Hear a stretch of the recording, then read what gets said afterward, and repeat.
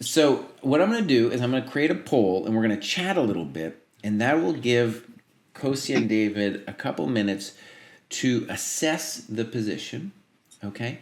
And what I want from them and from everybody else is just a sense of what do you think is going on in this position. Let's see if I can set up a poll. It's always difficult for me to set up a poll. I don't know why it's so hard.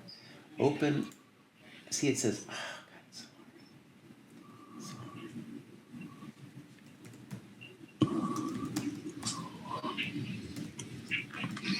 hard. Okay, great. Who is better? Question mark. And we're gonna say. I'm gonna do a lot of them. Black is winning. Black is clearly better. I hope it allows me to do a bunch. Black is a little better. There's a lot. Equal. I don't know if it's going to let me do that many. White is, it might only let me do 5. I think I better change this up. Right? It's only going to let me do 5. Okay, time out. I can fix this. I can fix this. And then while they're thinking, I'll chat a little bit about what we're doing, and maybe Kostya will then also give us an update about dojo plans, and in particular about the candidates. Okay, here we're going to start this poll, and I'm going to give it let's give it a good 10 minutes. That'll give us a chance to chat, and we can all give our sense of what's going on here. Now I want to say, just to prepare both of you, in a couple minutes, I want you guys to give me just a rough numerical evaluation of what you think is going on in this position. And, right, I won't use that.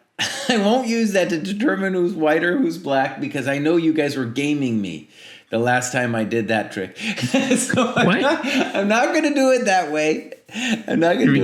We were playing the game that you set out for us. Yeah. I was being honest too. Anyways, I have a sense of who I'm going to give white and black to, but I do want like your assessment, and I think it'd be interesting for people as well what they think about is going on in this position. Okay.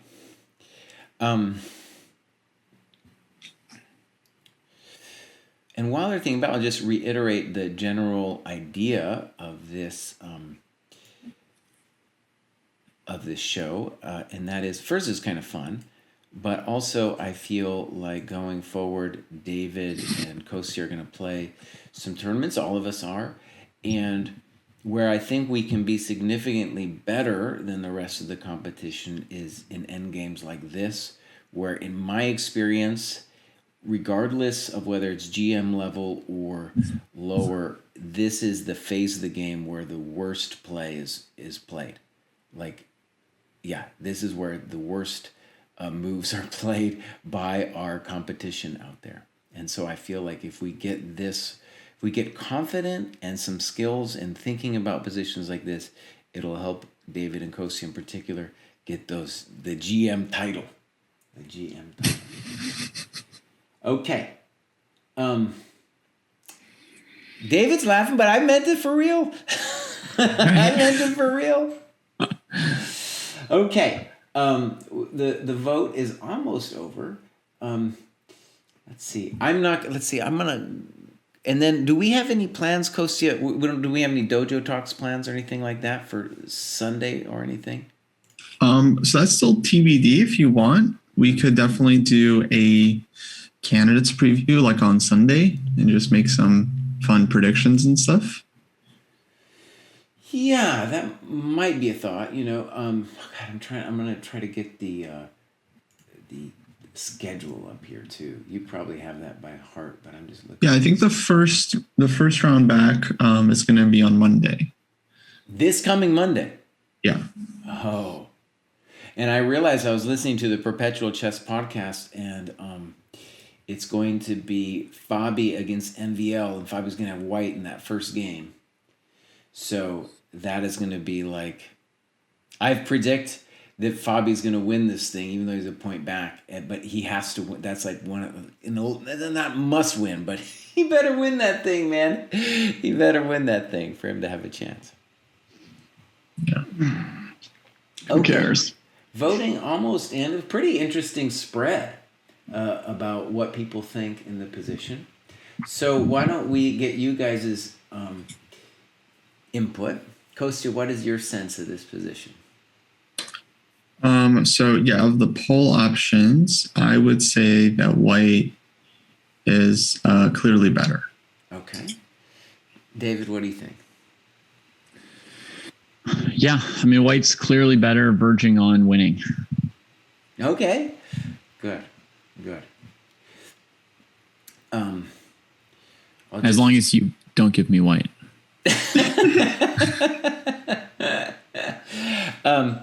I gave you the advantage last time, so I figured I'd give Kostya the advantage this time.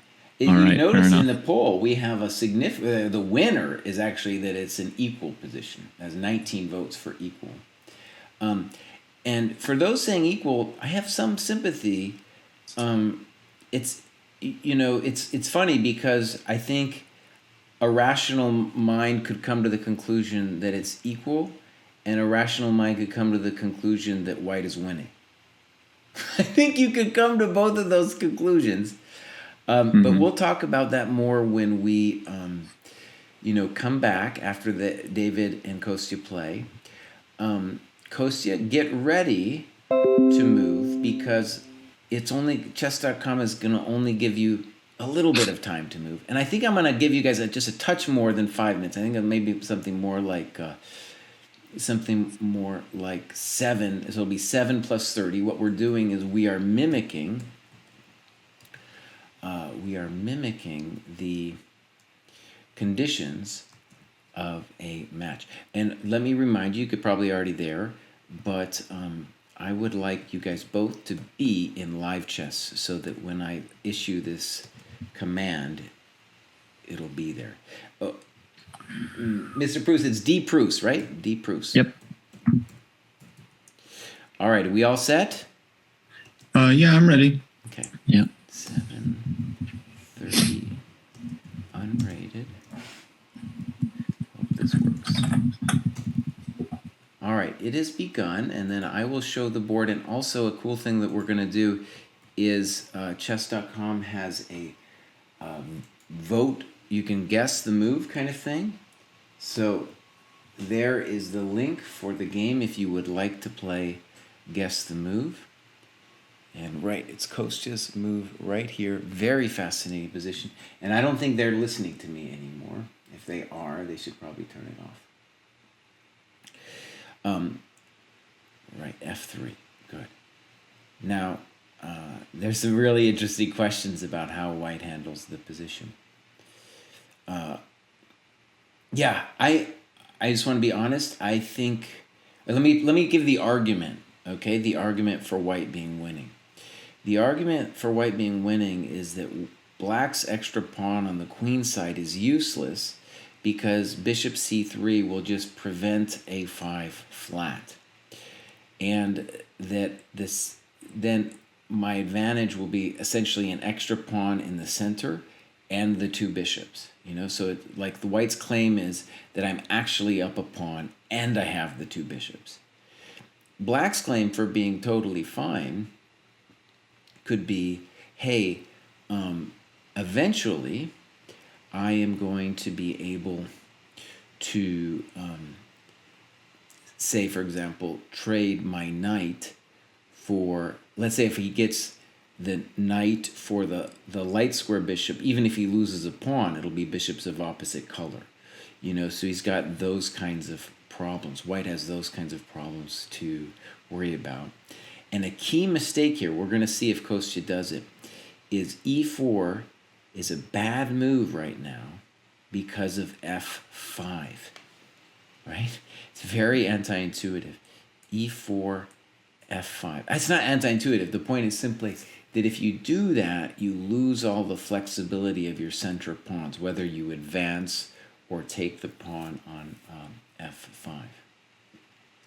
So I think bishop c3 is probably what Kostya wants to do. g4, very impressive from Kostya, honestly.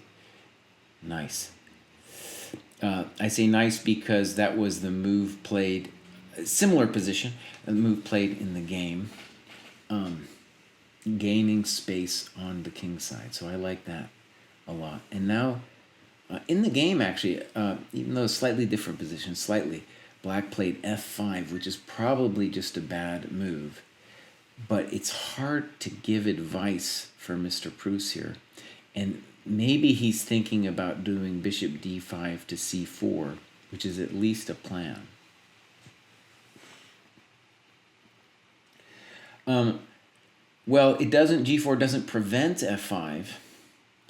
And I think the way to think about f5 is to say that Black is weaker on the king side and in the center, and so in general he shouldn't be pushing his pawns because White has more force on the king side and in the center. And that still begs the question, what are you going to do, bro? And so maybe a more conservative approach would be like f6, king f7. Yeah, and now we got a new poll coming up here. We got a Jesse over under 2,600. Oh, nice. Yeah, cool. All right, bishop d5. So Mr. Pruess is he's getting, what does it seem like? He's trying to be active. So the difference now is before e4 could be met with f5, but now, of course, Kostya can just play e4 and not worry about it. And then if bishop c4, definitely not trading that thing and playing something like bishop d1. So the advantage, if you want to call it that, of Mr. Pruess putting his bishop on d5 here is that his bishop gets to get inside the white pawn chain, but it's not that clear to me that it's something he actually wants. And there comes e4, bishop c4, and definitely bishop d1. One thing I've noticed about Kostya is he does have a very, let's call it, intuitive feel for the two bishops. We had an interesting endgame long ago. We were looking at two bishops versus a rook and a pawn or something like that. And not only did he play it well with the two bishops, but he had understood that the position was basically lost for the rook. Okay, f6 makes sense.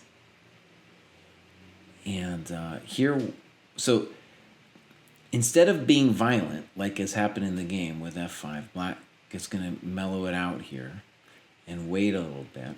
And then White has to be super careful about when he advances. You have to make sure there's no way for Black to gain an outpost square for the knight.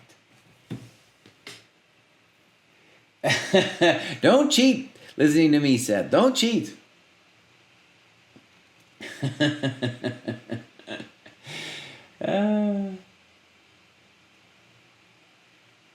What was the poll from this morning, DM Hokie? I didn't even know there was a poll from this morning. For my own psychological comfort, I want Kostya to play bishop c3 just to get out of the way of any weird knight c4 tricks. I don't really even see how the knight c4 tricks come. I just want to feel safe. I think that the natural progression here for White, if Black just kind of sits, is to play for f4, f5, also h4, h5. But when you play f4, you got to be super sure that f5 doesn't put you in a position where you have to move the e pawn, right? So it's like, you got to be really careful when you actually play f4. Right. Okay. So yeah, let's do that. Let's get a poll. Who will win? What happens? Kostya wins? And Kostya could definitely lose because things can go out of control here. It's definitely possible. And I'm gonna do it to like 3 minutes here. Oh yeah, 3 minutes. Just because if we did it longer than that, the position might change dramatically while we're doing the business. Have I seen the ending already? Yeah, this is from a bunch of positions that I've spent a lot of time studying, and I've made some annotations on. I haven't looked at it with the computer or anything, but I have spent some time with it. Yeah. And one thing that I think might be a cool idea for David is at some point to play f5 here. It's counterintuitive because your bishop is on a light square and you don't really want to put the bishop or the pawns on the same color as the bishop. But with f5, you'd be trying to say that you're putting so much pressure on the pawns that he can force them to commit the pawns. Unfortunately, I don't see quite how it happens. Bishop c1, very nice move. We're going to just start getting our unopposed bishop, our beast, start working the beast. Dritman, I don't know why you think Kostya went wrong. I think he's doing fine. Yeah, I think Kostya's doing great.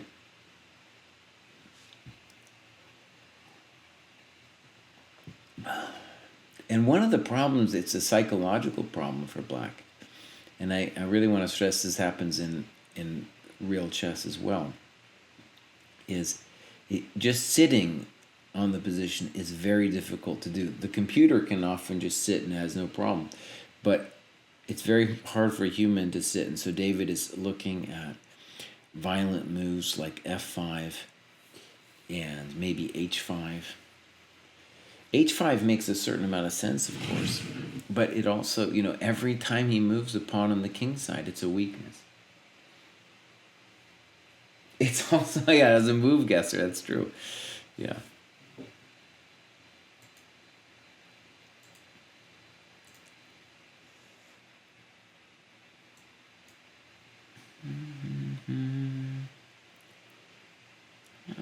I hope I'm on the right spot for the move guessing.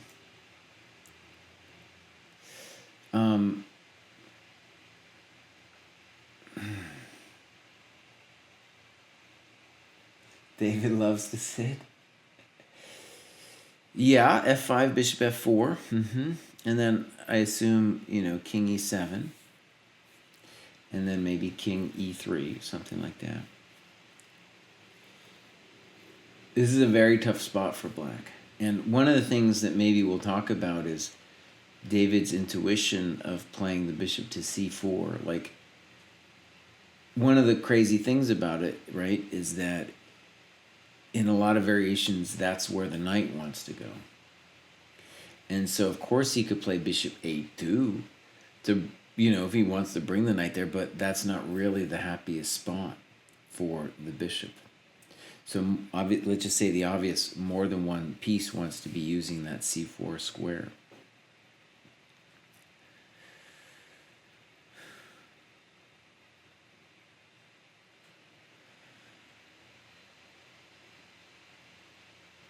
And so, right, you look at a position like this, it's like, are we lost? Is it gone? Is it already gone? It's hard to imagine that it's actually gone. It's really hard for me to imagine that it's gone. But it's so rough. And we got to say, in addition to just messing with black on the king side, you got to worry about some kind of penetration through c5 as well.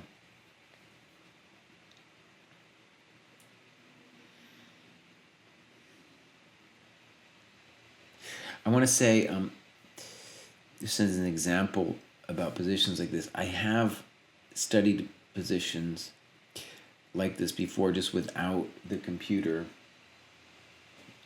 and come to the conclusions, of saying something like white is clearly better or white is winning, and then, the computer's just like, no, you're wrong, and it only means something to me if then a human then, shows me that it's actually equal, sometimes using the computer. And that's happened in a famous Smyslov position where both me and Smyslov thought it was much better for white, and MVL was just like, no, this is nothing. This is nothing. What happened to my first poll? Who will capture the first piece? That's pretty fun. Okay.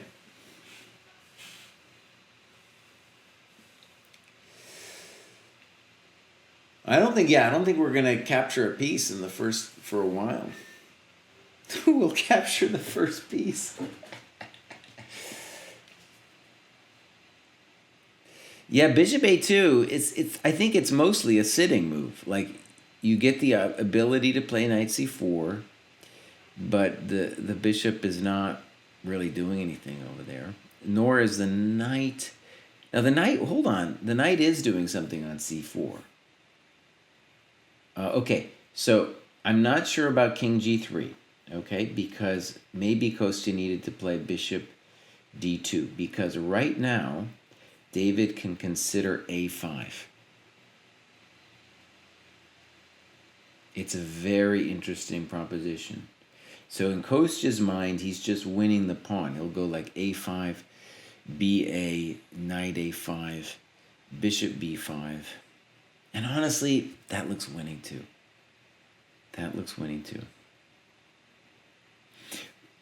I think you guys heard me way early on. I wanted him to put the bishop on c3 to cover all that stuff. But this might be fine as well. This would not be fine for Kostya if David's bishop were on d7, which, when we look at it now, clearly the bishop doesn't belong on b3, right? That's just not where it wants to be. Now, maybe what David could do now is play bishop b3. This might be clever. Bishop b3, making Kostya worry about bishop a4, but actually intending bishop a4, intending a5. All right? And the point being, if you ever take the knight, we're happy to sack the pawn if you take the knight, because then it'll be bishops of opposite colors. And there he goes. Okay, bishop b3. A lot of people saying bishop b3. Okay. And the funny thing is now, with the knight on c4, it's difficult for Kostya to put his bishop back onto this diagonal.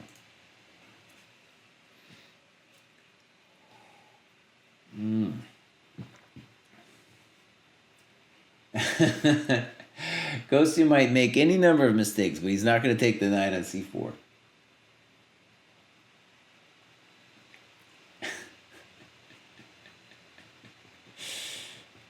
I was saying some dark things to Chess Latte this morning, man. I shouldn't have said them. I was saying some dark things, preparing him for life in the cruelest way, preparing him for life's cruelties. And that's pretty dark, man. Pretty dark. Now, let's say the obvious. Something.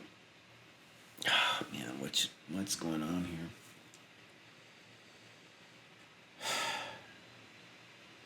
Let's say the obvious. It's very difficult to stop Black from doing his nasty nonsense of bishop a4 and a5.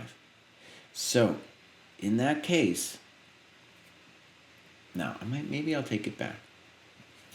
One thing that Kostya is thinking about is bishop f4, bishop c7. I have problems with that too, because that bishop can get knocked if you put it on c7. And get knocked, and then it doesn't have any squares on that diagonal. And then Kostya can also try to build on the king side while it's happening. The drawing engine. The drawing engine is bishop a4 and then a5.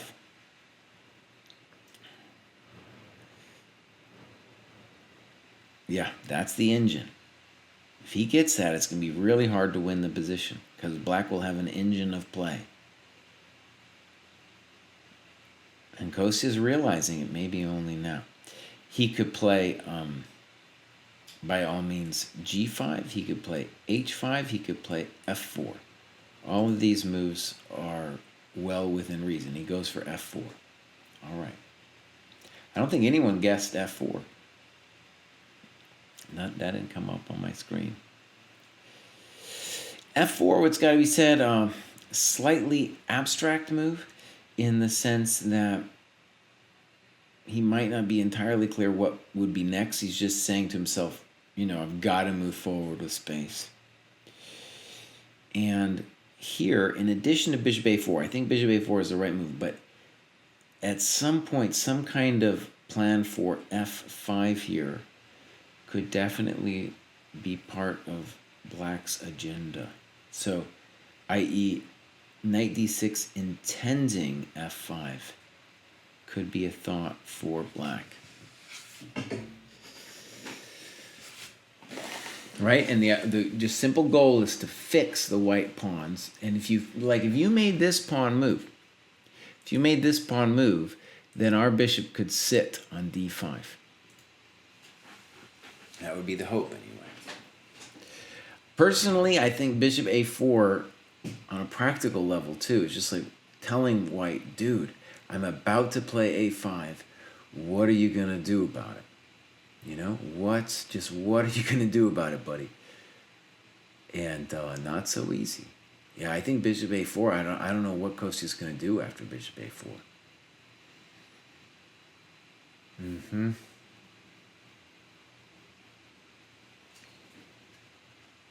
This is Eric Rosen's favorite thing, of pushing the pawns in this huge mass. Do they have increment? They do. They have 30-second increment. So it's just like a modern tournament. That's what we're training for. Now, David changes his mind a little bit. I don't know. I don't know about this one. I got misgivings. Because at the very least, Kostya has a lot of options now.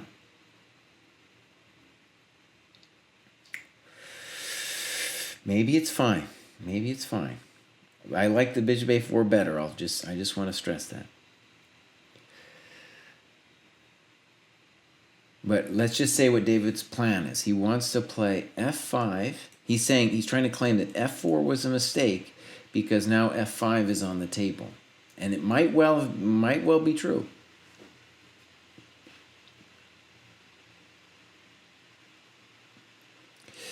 Yeah, Kostya needs a good move right now.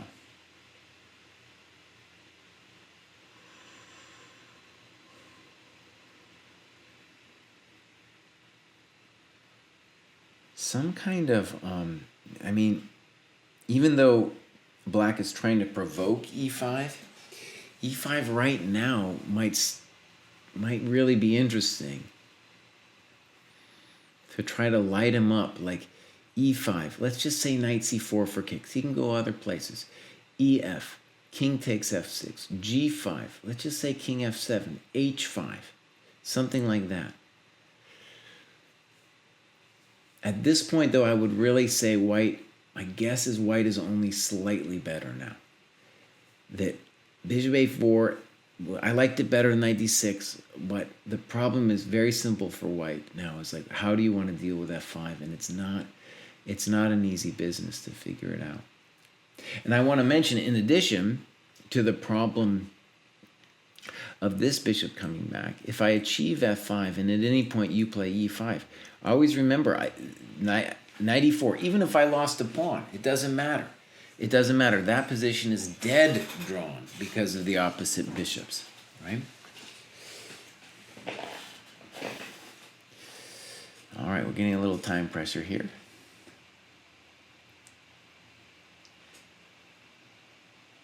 Oh, Gustavo, thanks for your thanks for the comment. So Gustavo's talking about my Visine that I got, and I did. There's I think you were the one, right, on Discord. You wrote me about the Gunner glasses, and I think it's a great idea. And what I discovered, I did some research. I normally get my glasses from like Warby Parker, and I called them, and I haven't. And then I decided, I'm gonna get an appointment, and then I'm gonna get the blue light glasses put into on top of my new glasses. Whenever I do those glasses, and I thought that was a great suggestion, dude. Absolutely. Oh, someone else recommended it. Nice. Well, I think it's true. Like, people know about it. People know about the glasses. F5, very controversial move. It's hard for me to see why. Oh, maybe Kostya has an evil plan here. So maybe his plan is if EF, he's going to play bishop F4. Whoa. Is it real or is it Memorex? It might be Memorex. Because EF, bishop F4, king E7. That looks pretty drawing. We'll see what his intention is. Like I said, though, once we got to that position, it was already a little difficult for white to do his business. And F4 was maybe premature, but David's engine of bishop A4, which I assume Kostya was worried about, induced him to do a violent move like F4 and now F5. And so maybe he's still better, but like the bishop coming to D5 is a major thing. It is a major thing. Yeah. And there might even be other, David's even looking for other ways to play the position. He could play, for example, bishop D1, H5, bishop G4. Also possible. I don't think David has any problems anymore. The advantage of bishop D1 is you're also then preventing any dream of king G4, H5. Bishop C4, fair enough.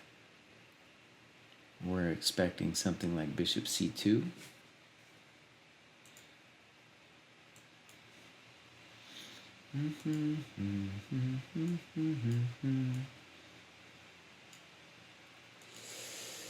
Ba-da-bum-bum. We got this ridiculous. What?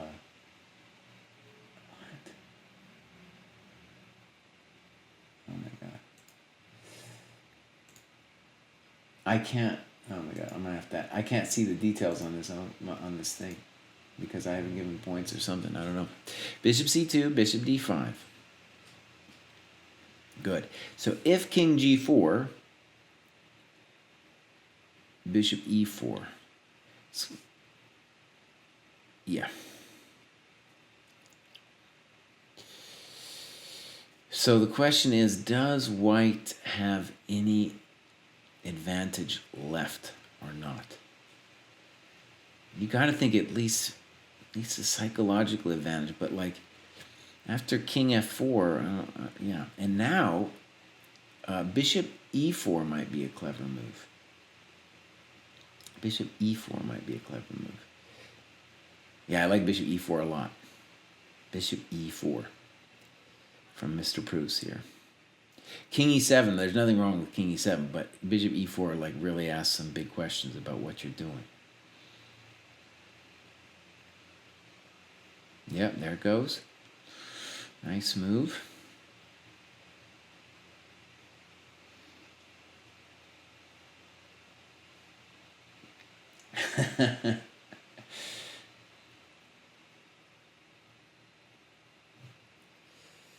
Yep.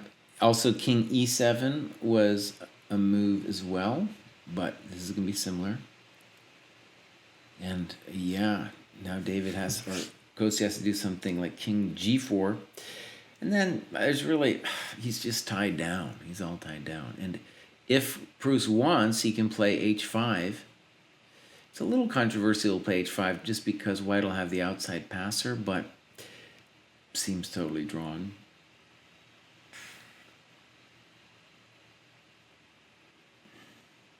I did like king e7 better than knight c4. But it's all similar.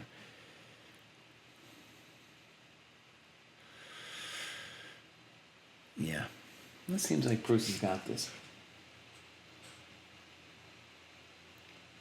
Right, the white king can't move. It's just, when you think about it from black's perspective, you ask, I guess I'm asking myself, well, does white have any threats as it is? Whereas after h5, bishop f5, I've at least given him a symbolic advantage. Right? I think. But I agree with you. It just seems like no way. I guess I'd put it this way. If I was white, I'd be happy to see h5. Because then I got something to play for. I got a dream. I got a dream after that. I'm not sure I have a dream if black just sits.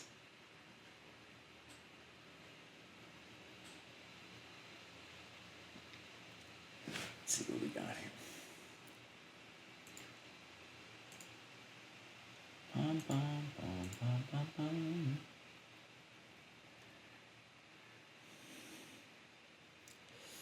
Pruess is tanking on this one. It's hard to sit. It's hard to sit and just play a move like king g7. That's why h5, like why I might do it, even though I might feel a little suspicious about it. Because otherwise you're just sitting. Okay, bishop d5. There we go.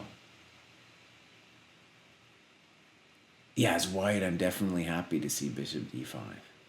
I think he's fine, but I'm happy to see it as white because now I can play bishop c2 and try to massage him some more.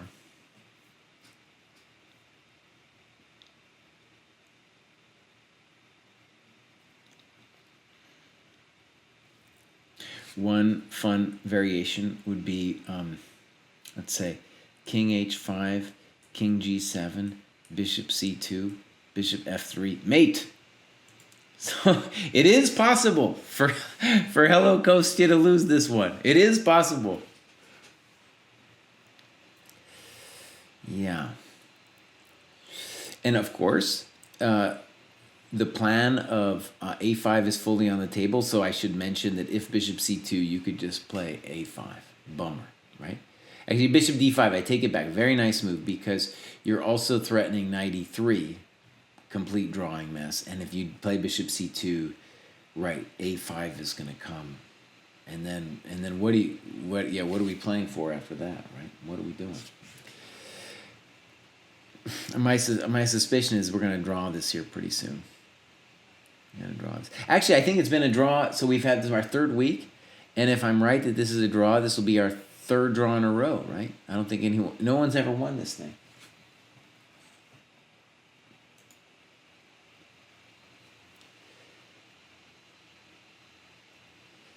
King h5. Don't get mated, boss. He's trying to mate him. He's trying to mate him. Well, not only is there a mate threat, but like, oh yeah, king h5 didn't help anybody.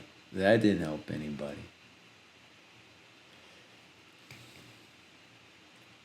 Because the mate threat's too brutal, man. It's too brutal. And if he goes back, then knight e3. And he's going to, I don't know, it looks like he's going to have to go back anyway. Bishop f3 mate is still a threat. Don't blow it, Kostya, dude. Don't let him do bishop f3, bro. And on king g4, knight e3 is game over. Game over. The drawest of the draw after that.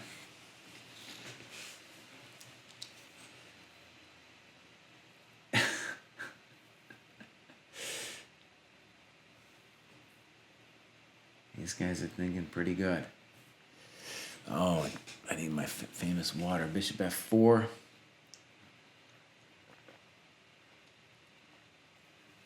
King g7. They might go back and forth a little bit.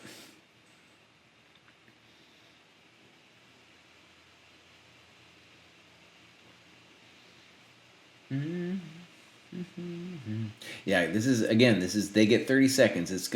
We're trying to mimic real over-the-board games where you start with 90 plus 30, and then when you get to an endgame, what happened? Bishop f3, mate! Bishop F3 mate. Oh! DM Hokey, put that on the board, buddy. Put that on the board. Oh, no. Kostya, did you let it happen, or was it really something you missed? No, I missed it. Yeah. Oh, man. I was just saying how this was going to end in 3 draws, and then bam. Yeah, I felt pretty... I showed this mate on the board about 5 minutes ago. Very frustrating, actually. There was really nothing left to do, I don't think, at this point, other than a draw, I mean. No, so then I did the right thing. It was maybe more entertaining for people for you to play that than Bishop H6 check. I was trying to play on. Yeah. Okay, well, let me open this analysis board, and then we can check it out, and I will invite you both to it. And, right.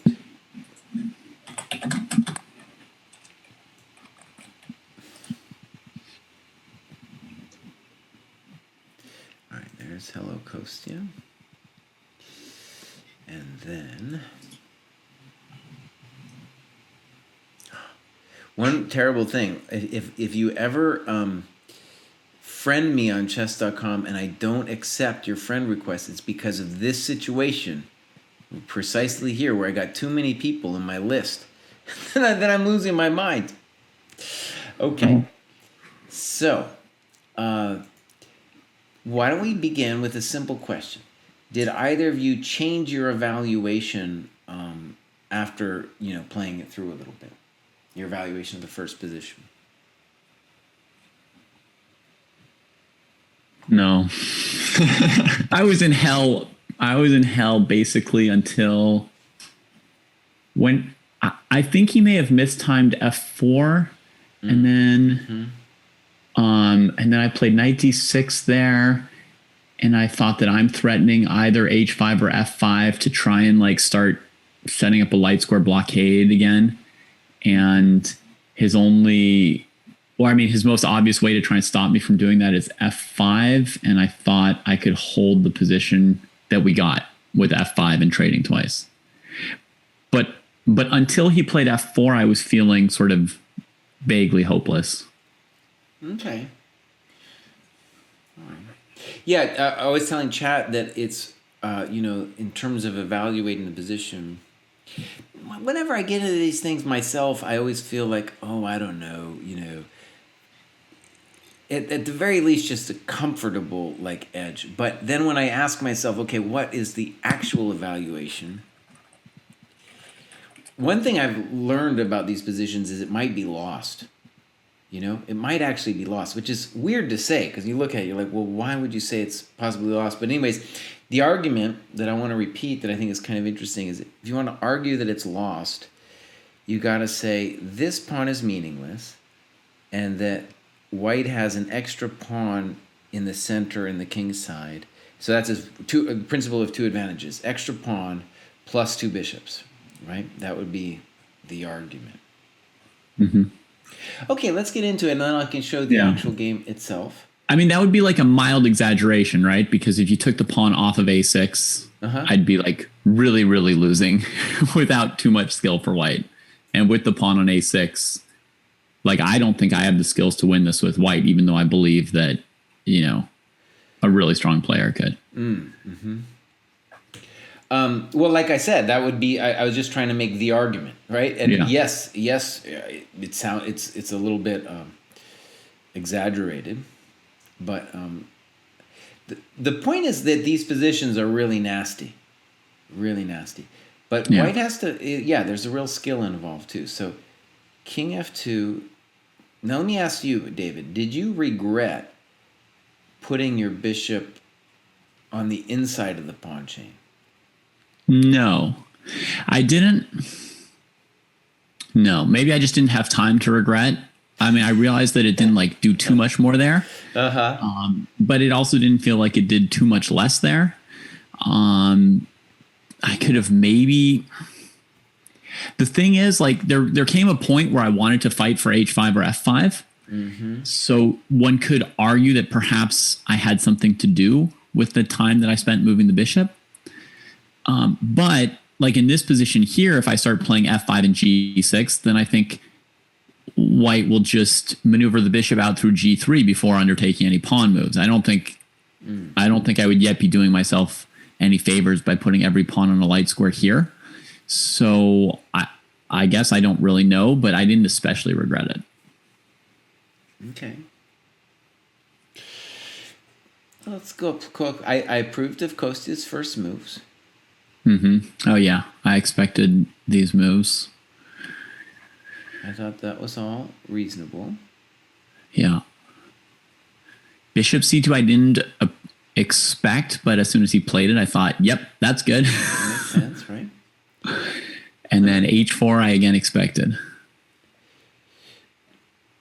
Okay, so here's the first move that Kostya played that I felt unsure about. Bishop c1.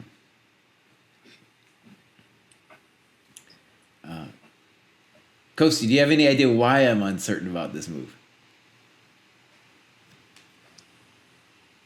You know, I'm not sure. I mean, during the game, of course, I just thought like I'm improving the bishop, but well, yeah. I mean, okay. My big problem is that I just didn't know what the plan here should be. Like, should I play h5 or play for e5 or etc. So I thought this was controversial because Black now has a plan for playing for a5. And arguably, after bishop a2, you should immediately play bishop d2 c3. But you wouldn't do that if you just played bishop c1, right? Unless you realize, oh, I got to change up, you know. Well, I was thinking about this construction with the bishop on c3. That looked good too, but I kind of thought what I did if I put the bishop on d3, that also stops a5, and then I felt like my dark square bishop would be more active on this diagonal rather than on c3, where it's kind of just restrictive. Yeah. Fair enough. Right. So I'll say just my sense is that that's correct. And then the question is white winning? I think so. It's hard, though. It's hard. And it's absolutely true that we have to be ultra careful about when we push f4. Ultra careful, right? It's got to come at a very precise moment. Precise because of what David threatened in the game that you ended up having to violently stop yourself. Right. So what would be like the break here? Well, the first question is David going to break? And I just mean that psychologically, right? Like, is he going to be able to hold it together? No, because it's very difficult as Black, right? So yeah, because now there's just no a5, right? There's no I was a5 planning to basically do nothing at this point, just for your general informations, stuff like bishop a2 to c4 or knight c8 to d6, that kind of stuff. I think one source of grief, for example, could be king e3, king f4, g5, and then trying to give you drama. And if you take, then you were claiming that this pawn is out of it. And you still get e5, right? At some point, I'll get e5. Now, maybe even before I play king f4, I might even want to play bishop d1 just so that you can't harass me. But, yeah. I think that's the most straightforward plan that I can imagine. I think h5 can't be that ridiculous either.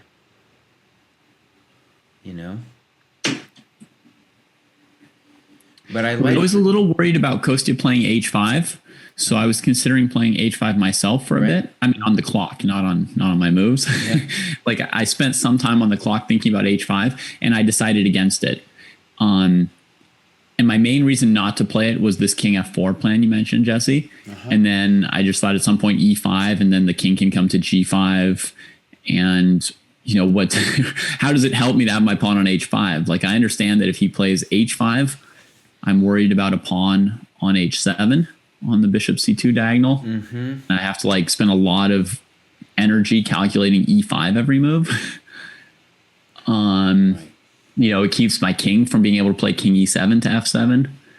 It's like grief for me if he plays h5, I think, but me playing h5 didn't seem to help at all. So I just held still. Okay. Well, yeah, I agree. I think that would just give white a target on h5.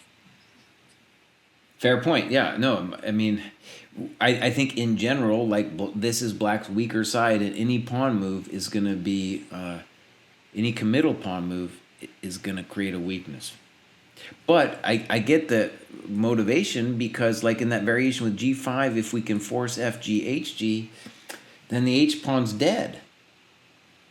It's really dead, and it's like we got almost like a 4-on-2 situation, right?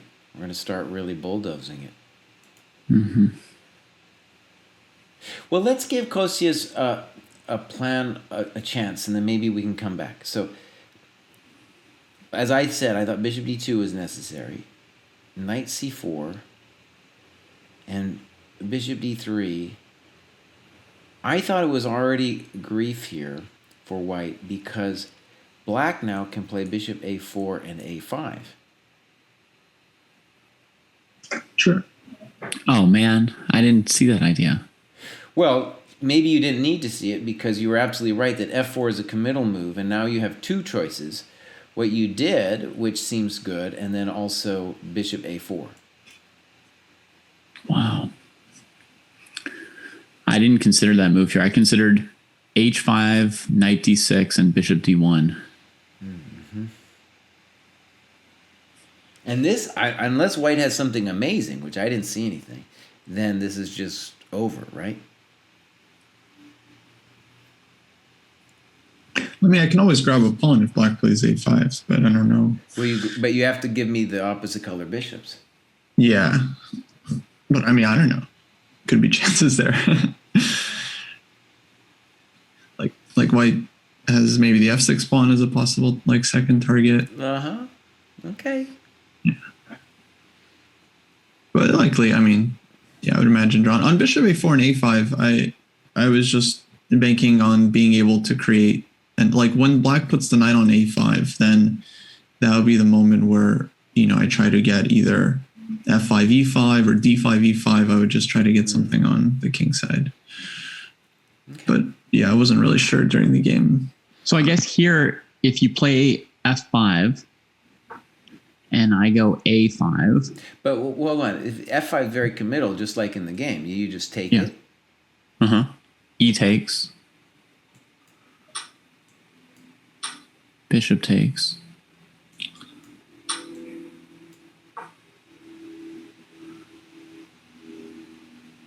No, we're still playing a5. Maybe I really can't go for the opposite color bishops here, like two pass pawns, and like if I just go bishop d3 or bishop e6. Also, there's an idea of playing d5 here, and then on a5, just trade it naturally and push the d pawn. Yeah, because that king on g7 doesn't look good. And, a5 does get rid of my, like, not a pawn, but it does also open up the bishop pair. I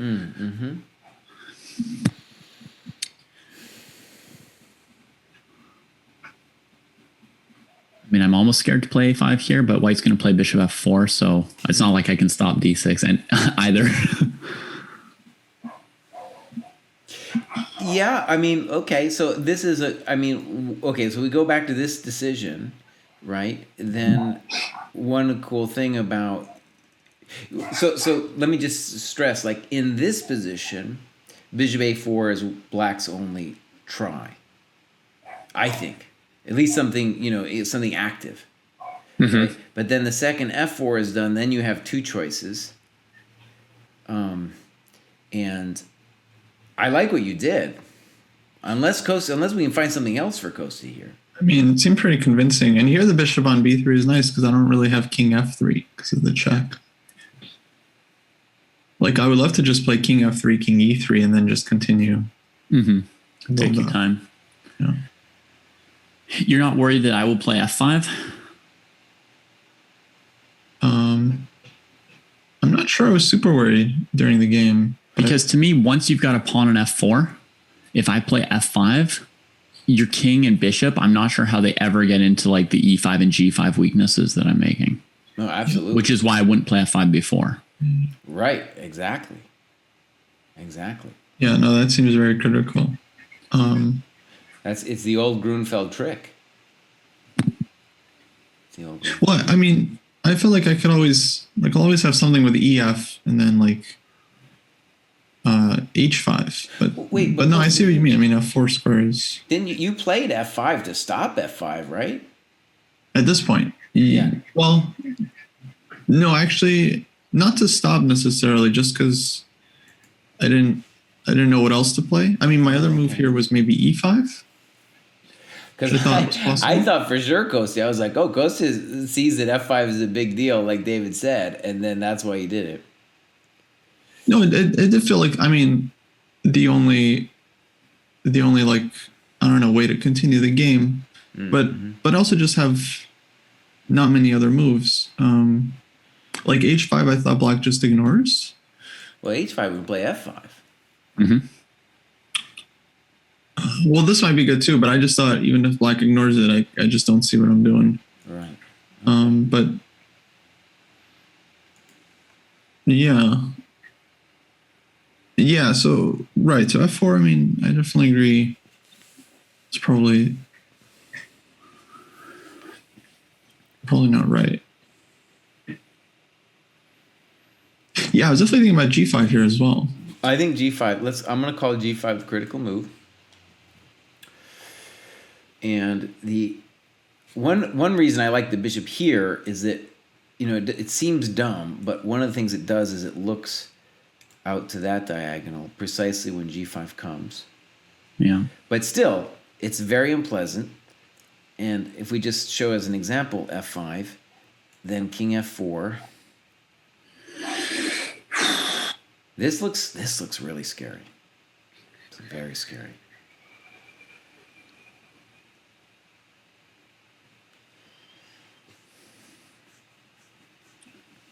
I don't think I would play f5, Jesse. Fair enough. But yeah, what would you do? I'm pretty scared.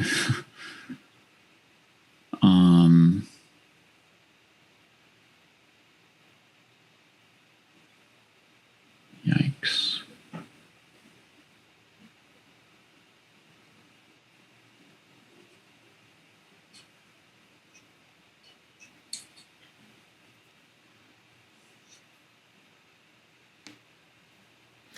I'll defend black's honor. Let's say bishop a4. Yeah. Yeah.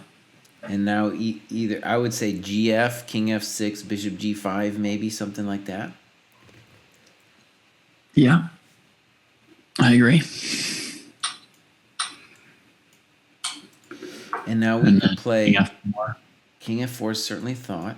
Now, this Bishop D1 at some point will be drama, I think. But let's go ahead and get our little business.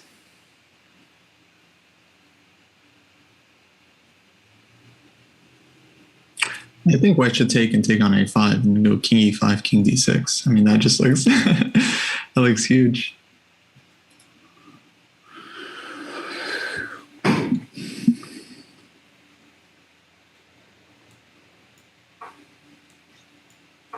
Yeah.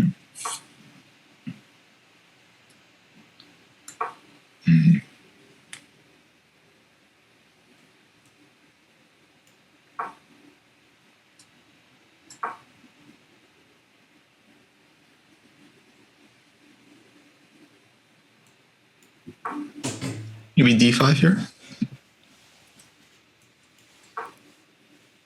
Good, I like it.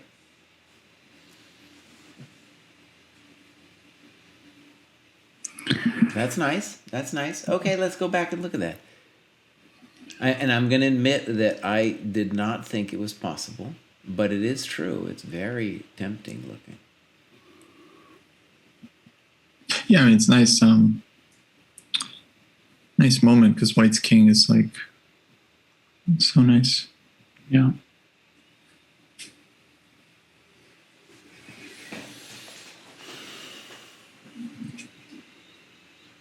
Let's see, c3, king d6.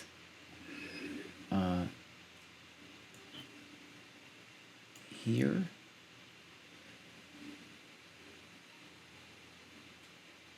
No, you just play d5. That's it. I can't just play d5. Goodbye. Yeah. Yeah. And the z pawn is just meaningless, dude. Meaningless. Yeah, that's a nice end game. Yeah. So I guess what we're saying is, even here, black looks like he's in huge grief. Yeah. So wait a second. So instead of the bishop a4 plan, let's try to be a little more. Let's try to sit a little bit more, and I want to try f5. Mm-hmm. And you might want to play bishop e2, but I'll let you decide. Bishop e2? Well, bishop d1 is also a key idea for black, just to harass you from behind. Huh. Okay.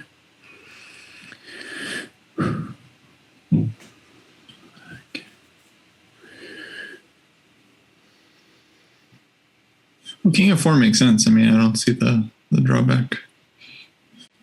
Did somebody else play bishop f4? I did, sorry. We don't have to. We choose whichever one you want. I think they're both compelling moves.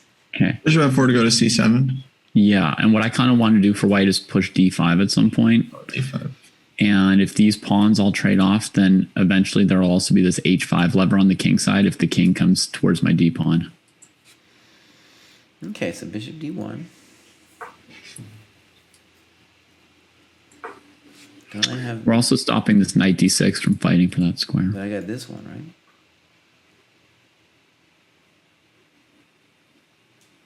That's annoying.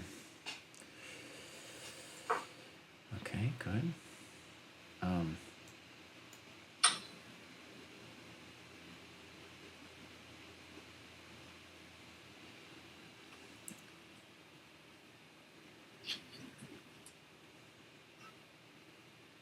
Unfair grandmaster tricks. Oh, he's coming back with his king, huh? It's true, I didn't see that coming. Well, you see, I told you, I was like, dude, you might want to play bishop e2. Yeah, you did, but I didn't understand. No, I don't know if it's totally... Yeah, it's just annoying to hold from behind. At some point, too, h5 at any point here it scares me as well. Like h5, maybe even... I don't know about now, but... It's a thought. It's a thought. Yeah. Mm-hmm. For example, takes, and maybe I just do that. Mm-hmm. I'm not sure about that. But that would be it's just an idea at some point to do something Right. like that. Also, I mean, how scary is it for black to take that pawn? I mean, like in this position, king h4 and take it? Yep. Uh-huh. But, you do have bishop d1, so. I see.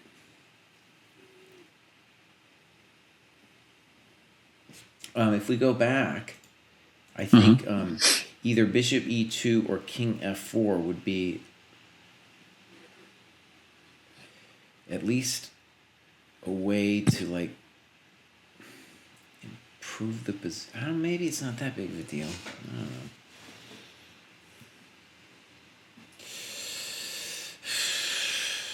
Can we go back to h5 for a sec? Sure. So if we try takes, what about d5?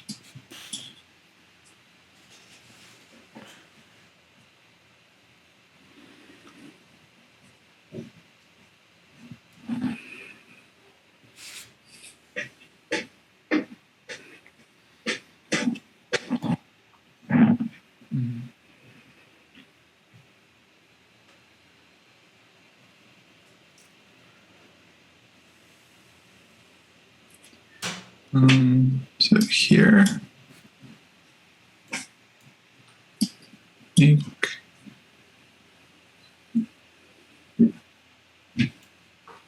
king g7. Yeah, don't play king g7, bro. Don't do that. Okay, and there's... Yeah, it doesn't seem to be much. Yeah. So yeah, these positions are unwinnable. What do you mean? What do you mean? That's the evaluation. White is clearly better, but it's unwinnable. Well, okay. What's interesting about the game is I do think that, in the game, Black played f5 first, and that arguably is a losing mistake. We'll compare.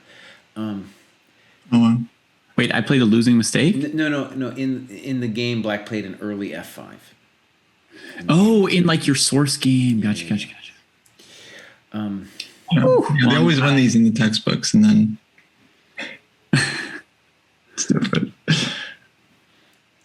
I feel pretty good about saying though that g5 is winning. Yeah. I agree. Yeah.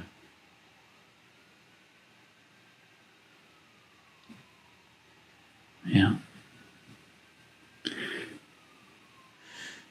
The other thing, by the way, about h5 that I want to mention is I can throw in that move, of course, too. Yeah. And that looks pretty evil. And if we're just assuming HD, then this is just permanently a weakness. I have misgivings here too. Maybe like e5, Whew, it's tough, yeah. So, yeah, probably king f4 is the best move, Jesse, to control that e5 thing.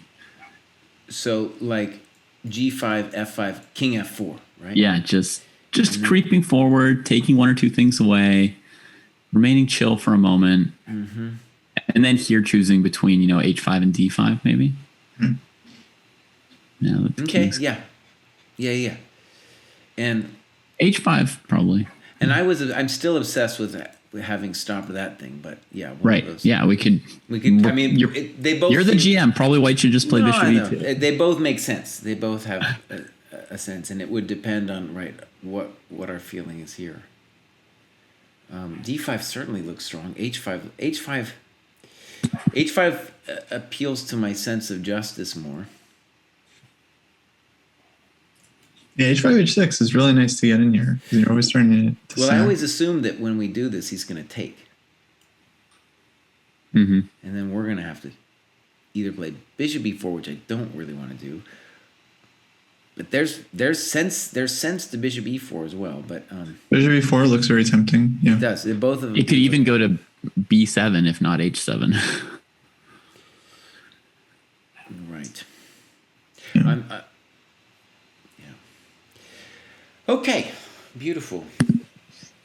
Well, why don't I show you this game? This game, amazingly, is not even in chess space or anything that I could find. It's just in this book. It's just in this book.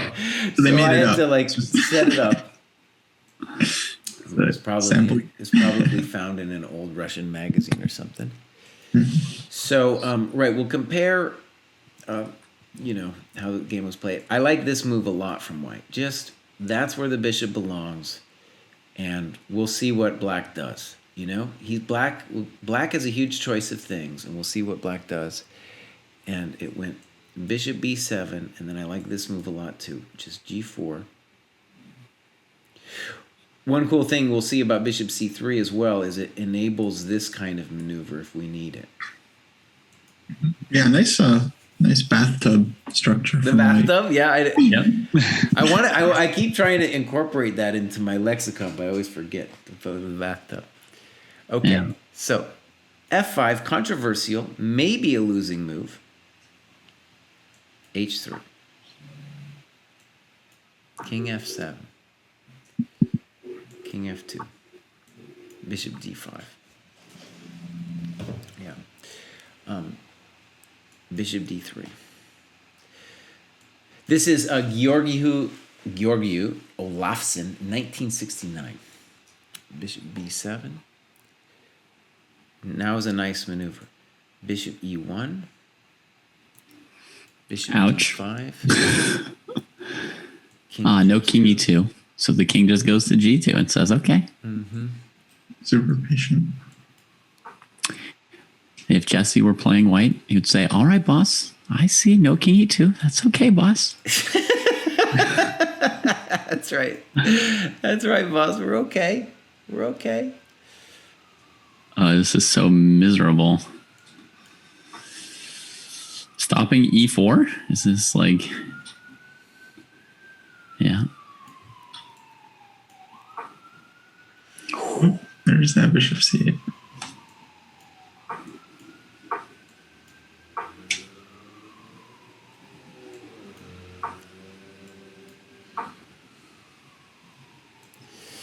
Game goes on, but it's lost. It's now officially gone. I gotta give a couple. The last couple was bishop c4, king f3, knight f6, and now we whack it.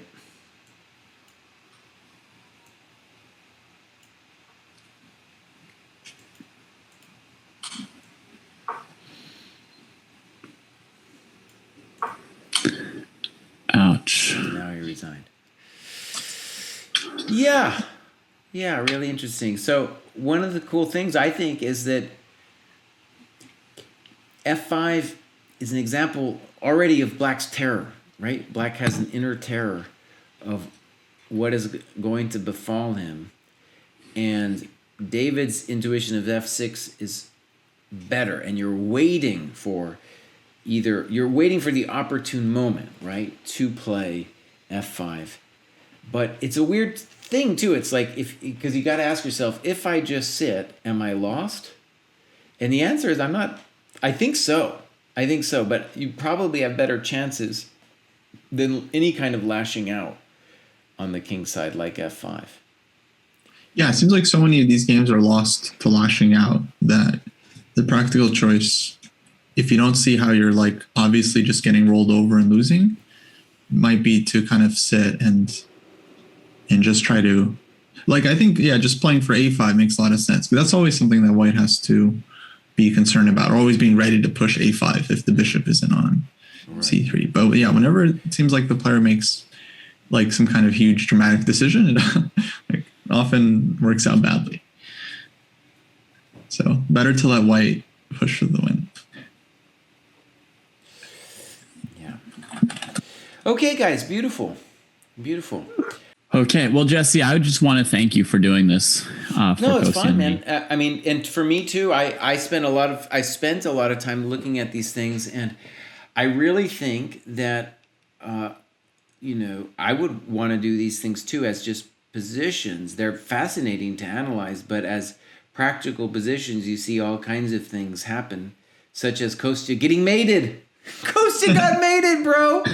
I think that was a good decision in hindsight. It saved a lot of time. Position was drawn. Yeah. We've had dramatic ends the last 2 weeks. I mean, this show is definitely not about drama or like cheap entertainment. But last week we ended with a surprise stalemate, and this week with a surprise checkmate. It's almost like that's true. Yeah, almost like a dramatic script. Yeah, it has been super helpful to just play these positions out, because I always struggle over the board converting these types of positions, and I think just the more I like struggle, the slowly maybe can pick up a couple more ideas here and there. So hopefully I can win one of these, one day. Yeah, and actually I'll say, I just want to give one more thought about this endgame stuff, is that the hidden value of these positions, I think, is that you learn to think about what each piece is doing, and good pieces and bad pieces. And then once you kind of internalize that, you can expand it to other parts of the game. That there's always the good pieces, the bad pieces, the roles. And this is just like a simpler version of what is normally more complex. Anyway, so that's my little 2 cents on what this does like for the rest of your game, despite just being itself what seems like an arcane endgame. All right, you guys, I'm out of here, and I'll talk to you soon.